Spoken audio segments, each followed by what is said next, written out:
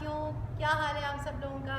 यकीनन आप लोग सब बहुत मज़े में होंगे और हमारी बहुत ही अच्छी जो हम स्टोरीज़ लेकर आते हैं वो भी ज़रूर सुन रहे होंगे। तो आज मैं उज़्मा सबीन हमेशा की तरह आपके साथ, और मेरे साथ हैं ज़क्का नाज़ जी, और मैं भी हमेशा की तरह आपके साथ। और हमारे साथ एक और भी तो हैं, छोटे से पिंकू। हाँ, हेलो पिंकू। हेलो, कैसे हैं आप? मैं बिल्कुल ठीक। बिल्कुल ठीक है। बिल्कुल। एक मिनट सुने, मेरे जरा बाल बना दीजिएगा। ओहो भाई, आप तो तैयार ही नहीं हो क्या एकदम। अब सही है? हाँ, अब बेहतर है। अच्छा पिंकू, आपको पता है आज हम आपके लिए बहुत ही अनोखी कहानी लेकर आए हैं। तभी तो मैं यहाँ पर आया हूँ। हाँ, लेकिन वो कहानी यहाँ की नहीं है, बल्कि कहाँ की है? हाँ, वो हमारे पड़ोसी मुल्क चीन की कहानी है। चीन की? हाँ। ओह वाह! भाई हर दफा तो आप यही की कहानियाँ सुनते हैं, हमने कहा इस दफा आपकी थोड़ी सैर करवाई जाए। Thank you, thank you. तो भाई कहानी का नाम है 5 चीनी भाई। ओह, 5 भाइयों की कहानी है। हाँ। और ये पता है लिखा किसने इसको? किसने? ये है तस्नीम जाफरी साहिबा। तस्नीम जाफरी साहिबा ने? जी, उन्होंने लिखी है कहानी और मुझे तो लगता है बहुत मजे की। फिर शुरू करें, जल्दी से शुरू करें। जल्दी शुरू करें? हाँ। चलिए भाई ज़क्का, फिर जल्दी से शुरू करें। बस चले। तो मैं आपको अब बहुत ही मजेदार सी कहानी सुनाने जा रही हूँ, ठीक है? एक दफा का जिक्र है, चीन के दूर दराज देहात में 5 चीनी भाई समंदर के किनारे एक छोटे से झोपड़े में अपनी माँ के साथ रहते थे। वो सब के सब हम शक्ल थे और बिल्कुल एक जैसे दिखाई देते थे। इन सब चीनी भाइयों में कुछ ऐसी खुसूसियात थी जो किसी और में नहीं थी। पहला चीनी भाई पूरे समंदर का पानी निगल सकता था। हाँ, पूरे समंदर का? हाँ, और दूसरे चीनी भाई की गर्दन लोहे की थी। तीसरा चीनी भाई अपनी टांगें बहुत दूर दूर तक फैला सकता था। और पता है पिंकू, चौथे चीनी भाई को आग नहीं जला सकती थी। हाँ, और पांचवा चीनी भाई अपनी सांस बहुत देर तक रोक सकता था। बहुत देर तक? हाँ, बहुत देर तक रोक बिल्कुल सकता आप था। रोक सकते हैं अपनी सांस? नहीं, मैं मर जाऊंगा। हाय हाय, देखा, लेकिन ये तो बहुत ऐसी में थी क्वालिटीज के, वो तो किसी और में हो ही नहीं सकती है खूबियाँ। पिंकू, अच्छा ये बताइए, आपकी गर्दन लोहे की है? चेक कभी नहीं की मैंने। नहीं नहीं नहीं, आपकी लोहे की नहीं है। अच्छा, मैंने जरा पाँव देखे, बड़े हैं।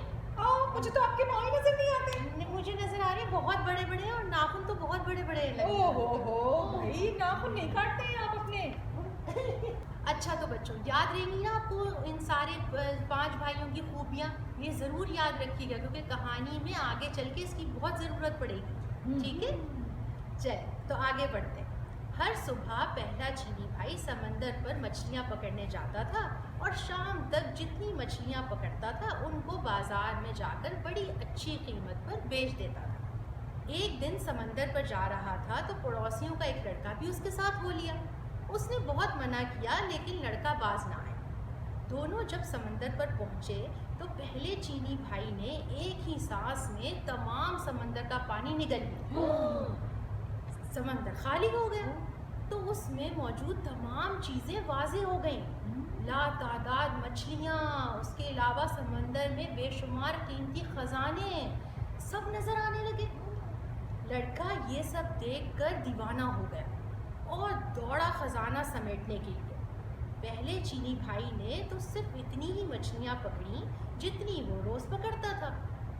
उसके बाद वो चाहता था कि समंदर का पानी वापस समंदर में डाल दिया जाए। उसने लड़के को आवाज़ दी लेकिन लड़का कभी एक चीज़ उठाता, कभी दूसरी चीज़ की तरफ लपकता। उसे कुछ सुनाई नहीं दे रहा था। उधर पहला चीनी भाई अपने मुंह में इतना ज्यादा पानी उठाए उठाए थक गया था। बस बहुत हो गया लड़के, अब वापस आ जाओ। उसने लड़के को आवाज़ दी लेकिन उसने सुना ही नहीं। इंतजार करके पहला चीनी भाई जब बेहाल हो गया और उसकी बर्दाश्त से बाहर हो गया तो उसने वो पानी समंदर में उगल दिया। उसके साथ ही वो लड़का भी पानी में गर्क हो गया। पहला चीनी भाई जब अकेला गांव वापस आया तो गांव वालों ने उससे लड़के के बारे में पूछा, लेकिन वो कोई जवाब ना दे सका। गांव वाले सब समझ गए कि उसने लड़के को मार दिया और उन्होंने अदलिया में जाकर उसकी शिकायत कर दी। सिपाही पहले चीनी भाई को पकड़कर अदालत में ले गए और लड़के के कत्ल के जुर्म में उसको सजाए मौत सुना दी गई। उसने फौरन कहा, हुजूरे वाला, क्या मैं आखिरी बार अपनी माँ से मिलने जा सकता हूँ? पहले चीनी भाई ने जज से पूछा। हाँ, इतनी रियायत तुम्हें दी जा सकती है, जज ने कहा। पहला चीनी भाई खुशी खुशी अपने घर गया और अपनी माँ से मिला, लेकिन वो वापस नहीं आया, बल्कि उसकी जगह दूसरा चीनी भाई जेल पहुंच गया, जिसकी गर्दन लोहे की थी। याद है ना आप लोगों को? जी। चौक पर तमाम गांव के लोग इकट्ठे हो चुके थे। जल्लाद हाथ में तलवार लिए मुजरिम की गर्दन उड़ा देने के लिए तैयार खड़ा था। सिपाही मुजरिम को पकड़कर लाए और उसकी गर्दन शिकंजे पर रख दी। जल्लाद आगे बढ़ा और पूरी कुव्वत से तलवार मुजरिम की गर्दन पर मारी, लेकिन दूसरा चीनी भाई मुस्कुराता हुआ उठ खड़ा हुआ क्योंकि उसकी गर्दन तो लोहे की थी, इसलिए तलवार ने उस पर असर ही नहीं किया। ये देखकर गांव का हर शख्स सख्त बरहम हुआ और उसको मारने के लिए कुछ और तरीका सोचा जाने लगा। फिर जज ने फैसला किया कि उसको समंदर में डुबोकर मार दिया जाए। अगली सुबह सजा से पहले दूसरा चीनी भाई जज के पास पहुंचा। जनाबे वाला, क्या सजा से पहले मैं आखिरी बार अपनी माँ से मिल सकता हूँ? जज ने इजाज़त देते हुए कहा। वो इजाज़त मिलते ही खुशी खुशी अपने घर की तरफ चला, लेकिन अगले दिन वो वापस नहीं आया, बल्कि उसकी जगह तीसरा चीनी भाई जेल वापस आया, जिसकी टांगें लंबी हो जाती थीं और उसकी सज़ा की तैयारी होने लगी। सारा गांव समंदर के किनारे जमा हो चुका था। सिपाही उसको कश्ती में बिठाकर समंदर के दरमियान में पहुंच गए, जहां पानी गहरा था, और तीसरे चीनी भाई को उठाकर पानी में फेंक दिया। तीसरा चीनी भाई जब समंदर में गिरा तो उसकी टांगें लंबी होने लगी, लंबी लंबी और बहुत ज्यादा लंबी हो गई कि समंदर की तह से जा लगी और वो डूबने से बच गया। उसका मुस्कुराता हुआ चेहरा देखकर सिपाही और तमाम गांव वाले आग बबूला हो गए। इस बार उन्होंने फैसला किया कि मुजरिम को आग में जलाया जाए। अगली सुबह वो जज के पास गया। हुजूरे वाला, क्या मैं आखिरी बार अपनी माँ से मिल सकता हूँ? फिर से बहाना। हाँ, फिर से बहाना। तो जज ने कहा, हाँ, तुम्हें इतनी रियायत दी जा सकती है। जज ये बस ना चाहते हुए कह रहा था, लेकिन फिर भी उसने इजाज़त दे दी। वो खुशी खुशी अपने घर की तरफ दौड़ा, लेकिन माँ से मिलकर वो वापस नहीं आया। इस दफा उसकी जगह चौथा चीनी भाई गया। पता है आप लोगों को? और वो क्या कर सकता था? उसको आग ही नहीं लगती थी। ठीक है, ये याद है ना सबको? जी। गांव वाले चौक पर जमा हो गए और सिपाहियों ने आग का एक बहुत बड़ा अलाव दिखाया, जिसके शोले आसमान को छू रहे थे। फिर चौथे चीनी भाई को उस आग में धकेल दिया गया। पर उसका आपको पता है क्या हुआ?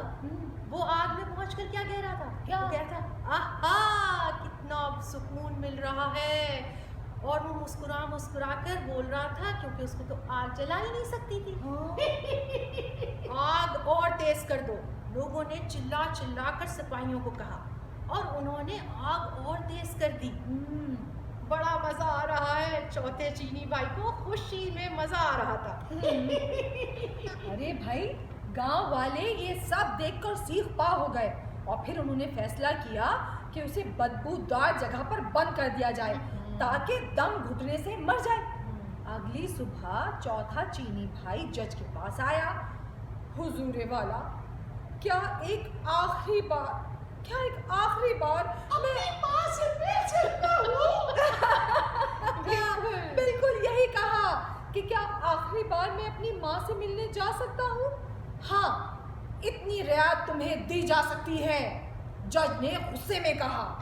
इजाजत मिलते ही चौथा चीनी भाई दौड़ा दौड़ा अपने घर गया, लेकिन वो अपनी माँ से मिलकर वापस नहीं आया, बल्कि उसकी जगह उसका पांचवा भाई वापस आया। सारा गांव चौक पर इकट्ठा हो चुका था और एक बंद कोठरी में बेशुमार बदबूदार जहरीली जड़ी बूटियां इकट्ठा करके जलाई गई और पांचवें चीनी भाई को उस कोठरी में बंद करके ताला लगा दिया गया। सारी रात तजस्सुस में गांव वाले कोठरी के बाहर बैठे रहे।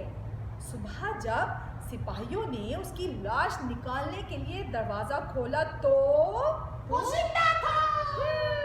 क्योंकि उसने अपना सांस रोका हुआ था। चौथा चीनी भाई मुस्कुराता हुआ बाहर निकला, क्योंकि वो बहुत देर तक अपनी सांस को रोक सकता था, इसलिए बदबू से नहीं मरा। लोग ये देखकर हक्का बक्का रह गए। जज आखिरकार आगे बढ़ा और बोला, हमने तुम्हें हर मुमकिन तरीके से मारने की कोशिश की, लेकिन तुम हर बार बच गए। इसका मतलब है कि तुम बेगुनाह हो, लिहाजा तुम्हें इस जुर्म से बाइज्जत बरी किया जाता है। अब तुम आज़ाद हो। तमाम गांव वालों ने भी जज की इस बात से इत्तेफाक किया और उसका पीछा छोड़ दिया। वो खुशी खुशी अपने घर की तरफ दौड़ा, जहां उसकी माँ और बाकी चारों चीनी भाई उसका इंतजार कर रहे थे। उसके बाद वो सब हंसी खुशी रहने लगे। कैसी लगी कहानी आपको पिंकू? बहुत मजे की थी, है ना? जो उनमें क्वालिटीज थी ये तो मैंने सोचा ही नहीं था। देखा, और सब बच गए इस तरह। सब बच गए, लेकिन वैसे अगर देखा जाए पहले भाई का कोई कसूर नहीं था। हाँ। उसका दोस्त बहुत लालची था, वो समुद्र में उतर गया। कभी बिल्कुल। ये चीज उठा रहा है, कभी वो चीज उठा रहा है। ऐसे कोई करता है क्या? अरे भाई वाह पिंकू, आप तो बहुत ही समझदार निकले। अरे थैंक यू। देखा बच्चों, कितनी मजेदार कहानी है। तो अगर आपको और भी ऐसी बहुत ही मजे की कहानियां सुननी है तो आपको उस्मा सबीन के YouTube चैनल को लाइक भी करना होगा और सब्सक्राइब भी करना होगा और बेल आइकन प्रेस करना बिल्कुल ना भूलिएगा। हाँ, तो फिर मिलते हैं एक नई और अनोखी कहानी के साथ। तब तक तब के तक लिए के लिए खुदा हाफिज। खुदा हाफिज।